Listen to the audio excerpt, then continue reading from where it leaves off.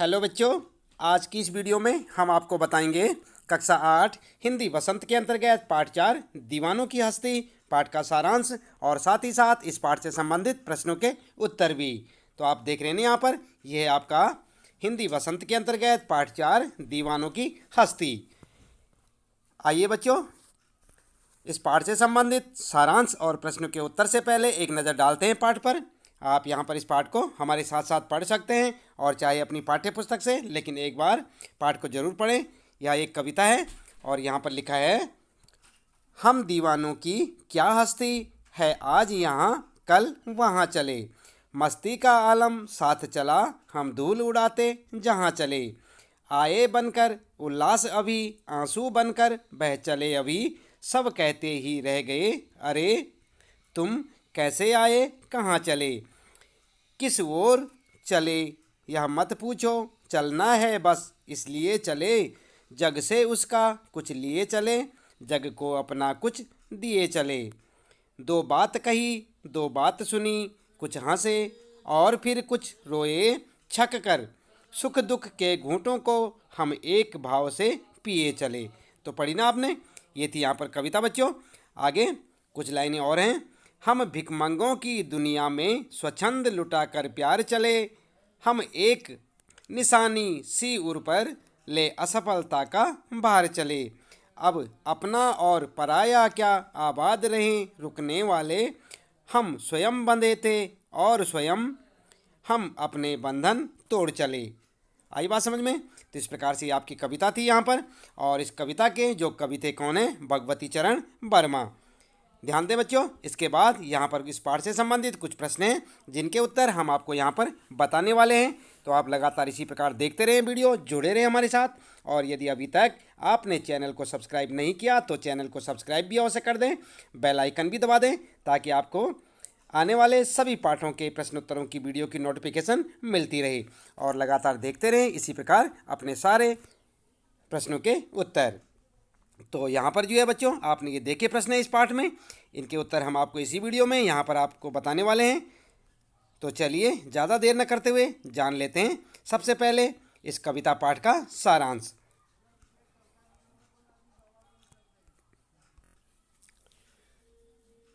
तो बच्चों, आपको एक बार फिर से याद दिला दें, आज हम पढ़ रहे हैं कक्षा 8 हिंदी बसंत का पाठ 4 दीवानों की हस्ती, और हम आपको बता रहे हैं इस कविता का सारांश और साथ ही साथ अभ्यास प्रश्नोत्तर भी।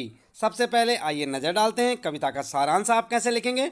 आप लिखेंगे, इस कविता में कवि ने अपने मस्त मौला और खुश मिजाज स्वभाव के बारे में बताकर लोगों को एक स्पष्ट संदेश दिया है कि इस सुख दुख भरी दुनिया में मनुष्य को कैसे जीना चाहिए और कैसे अपने अंदर सकारात्मक विचारों को बनाए रखकर एक प्रसन्न व आनंदमय जीवन जिया जा सकता है। सुख और दुख जीवन रूपी सिक्के के दो पहलू हैं, इसलिए उनसे विचलित नहीं होना चाहिए। सुख और दुख को एक समान भाव से देखते हुए जीवन में निरंतर आगे बढ़ते रहना चाहिए। लोगों ने उनकी अच्छी बातें, एक बार फिर से पढ़ें, लोगों से उनकी अच्छी बातें ग्रहण करनी चाहिए और लोगों को भी अपने अंदर की कुछ अच्छी बातें सिखानी चाहिए।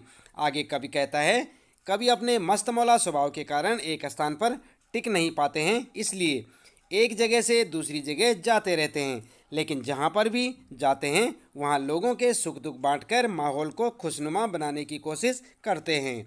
दुनिया के सभी लोगों को अपना समझकर राग द्वेष से ऊपर उठकर सभी के साथ एक जैसा व्यवहार करते हैं, इसलिए उनके जाने के बाद लोग उनको याद करते हैं।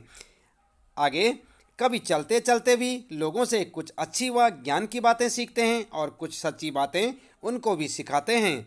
कवि के अनुसार इस दुनिया में लोग प्रेम के मामले में बहुत गरीब हो चुके हैं, लेकिन वो अपनी प्रेम की दौलत को बेफिक्र होकर लोगों में खूब लुटाते हैं। जीवन चलते रहने का नाम है, इसलिए सुख दुख से विचलित हुए बगैर जीवन में सदैव आगे बढ़ते रहने में ही समझदारी है। कवि अपनी मर्जी से रिश्ते नातों, स्वार्थ, अपने पराये, माया मोह आदि के बंधनों को तोड़कर जीवन के सफ़र में आगे बढ़ चुके हैं। अर्थात उन्होंने संसार के सभी बंधनों, रिश्ते नातों, अपना पराया, राग द्वेष के बंधनों से मुक्ति पा ली है। वो वसुधैव कुटुंबकम यानी सारी दुनिया ही मेरा परिवार है और इसमें रहने वाले सभी मेरे अपने हैं की भावना मन में रखकर जीते हैं। ठीक है, तो इस प्रकार से ये आपने देखा यहाँ पर इस कविता पाठ का सारांश था। आप ध्यान दें, कविता का नाम था दीवानों की हस्ती, कक्षा 8 हिंदी वसंत के अंतर्गत पाठ 4। और इसके बाद बच्चों हम आपको बताते हैं इस पाठ से संबंधित प्रश्नों के उत्तर, तो आप इसी प्रकार लगातार जुड़े रहें हमारे साथ। और सबसे पहले यहाँ पर प्रश्न है आपका, कवि ने अपने आने को उल्लास और जाने को आंसू बनकर बह जाना क्यों कहा है। आई बात समझ में, कवि ने अपने आने को उल्लास और जाने को आंसू बनकर बह जाना क्यों कहा है। तो क्यों कहा है बच्चों, उत्तर में लिख सकते हैं आप, कवि बेफिक्री भरा जीवन जीने वाला व्यक्ति है। कवि ने अपने आने को उल्लास इसलिए कहा है क्योंकि जहाँ भी वह जाता है मस्ती का आलम लेकर जाता है। उससे मिलकर लोगों के मन प्रसन्न हो जाते हैं, पर जब वह उस स्थान को छोड़कर आगे जाता है तब उसे तथा वहाँ के लोगों को दुख होता है। विदाई के क्षणों में उसकी आंखों से आंसू बह निकलते हैं। आई बात समझ में बच्चों, तो यहाँ पर जो है इस प्रकार आप अपने पहले प्रश्न का उत्तर लिख सकते हैं, याद भी करें बच्चों।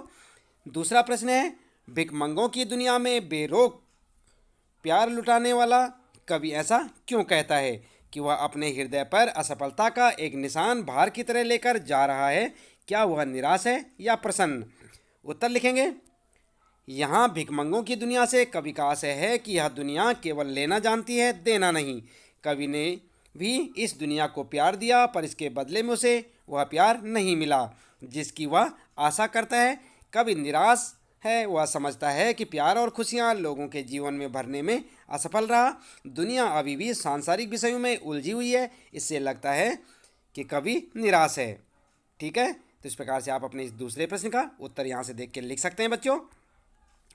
तीसरा प्रश्न है, कविता में ऐसी कौन सी बात है जो आपको सबसे अच्छी लगी। तो कौन सी बात अच्छी लगी। उत्तर लिखेंगे, कविता में कवि का जीवन के प्रति दृष्टिकोण अच्छा लगा। कवि कहते हैं कि हम सबके दुख सुख एक साथ हैं और हमें एक साथ ही इन सुखों और दुखों को भोगना पड़ता है। हमें दोनों परिस्थितियों का सामना समान भाव से करना चाहिए।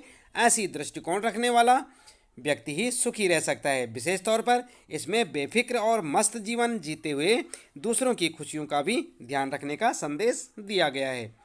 ठीक है, तो यहाँ पर आपका ये तीसरा प्रश्न है बच्चों, इसका उत्तर आप लिख सकते हैं। आगे यहाँ पर प्रश्न आते हैं भाषा की बात के, और यह है चौथा प्रश्न, संतुष्टि के लिए कवि ने छक कर। क्या संतुष्टि के लिए कवि ने छक कर और जी भर कर और खुलकर जैसे शब्दों का प्रयोग किया है। इसी भाव को व्यक्त करने वाले कुछ और शब्द सोचकर लिखिए, जैसे हंसकर, गाकर। ठीक है, तो ऐसे शब्द आपने और लिखने। उत्तर में लिखेंगे, खींचकर, पीकर, मुस्कुराकर, देकर और मस्त होकर। ठीक है, सराबोर होकर। तो इस प्रकार से आप लिख सकते हैं बच्चों अपना उत्तर। और इसके साथ ही यहाँ पर इस पाठ से संबंधित प्रश्नों के उत्तर समाप्त होते हैं बच्चों। उम्मीद है कि आपको ये प्रश्नों के उत्तर अच्छे से समझ आए होंगे। इसी प्रकार लगातार सभी पाठों के प्रश्न उत्तर देखने के लिए आप चैनल को सब्सक्राइब करना ना भूलिए। चैनल को सब्सक्राइब अवश्य कर दें, बेल आइकन भी दबा दें ताकि आपको आने वाली प्रत्येक पाठ की वीडियो की नोटिफिकेशन मिलती रहे और जानते रहें अपने सारे प्रश्नों के उत्तर हमारे साथ। तो मिलते हैं बच्चों फिर अगली वीडियो में।